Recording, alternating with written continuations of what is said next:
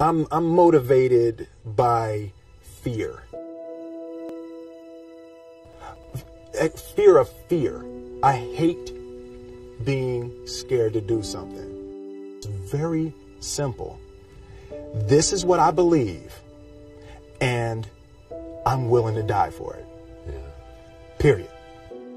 You can't be scared to die for the truth. The truth is the only thing that's ever going to be constant. And you can't fear what might happen to you if you were to tell the truth. Because what happens to you if you don't tell the truth is worse than telling the truth will ever be. The first step before anybody else in the world believes it is you have to believe it. There's no reason to have a plan B because it distracts from plan A.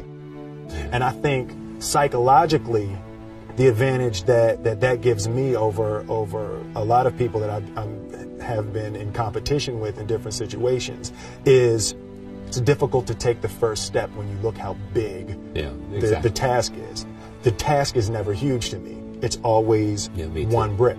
I believe, and I learned very young, that you don't try to build a wall. You don't set out to build a wall. You don't say, I'm going to build the biggest, baddest, greatest wall that's ever been built. You don't start there. You say, I'm going to lay this brick as perfectly as a brick can be laid. There will not be one brick on the face of the earth that's going to be laid better than this brick that I'm going to lay in this next 10 minutes. Yeah. And you do that every single day. And soon you have a wall. And soon you have a wall.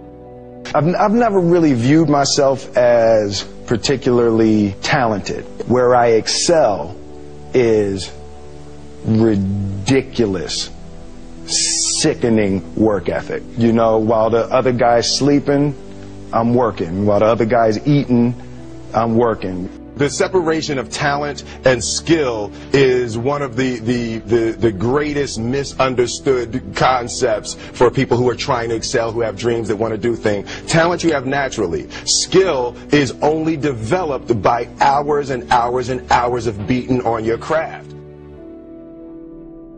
I always knew that I could work hard enough. There wasn't an issue with discipline, or there wasn't an issue with the ability to sacrifice or the willingness to sacrifice.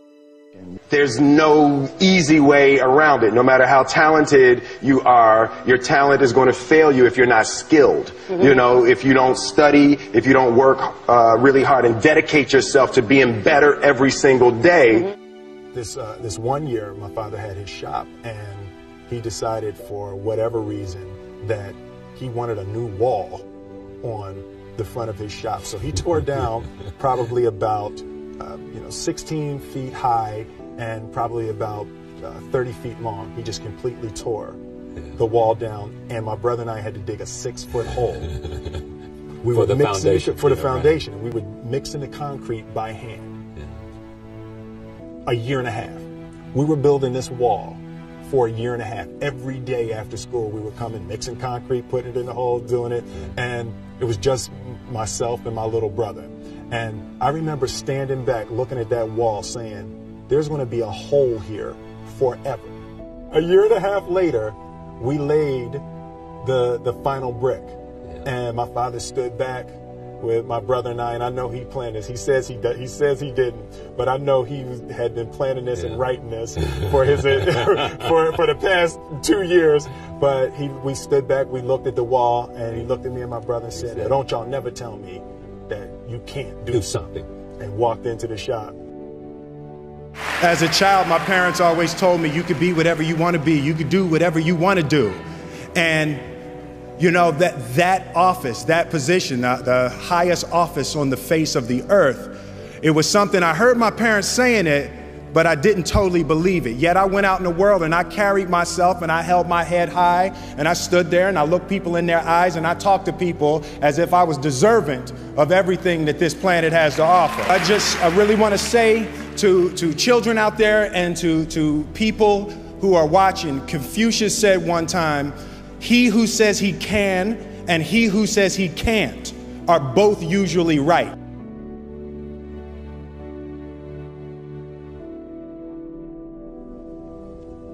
having the opportunity to study greatness. Anytime you have that opportunity, there are certain intricacies that will make clear who you are. It becomes that much more clear who you are. The definition of who I am is very clear to me, and it also redefines who I want to be, in that I know for a fact that I'm stronger than I thought I was. You know, you can't help but ask yourself the question, what would I do if I was in Muhammad Ali's shoes? I'm not the best at anything. You know what I mean? Eddie Murphy is funnier than I'll ever be. Denzel is more powerful than I'll ever be. I think that my strength is I can do everything well.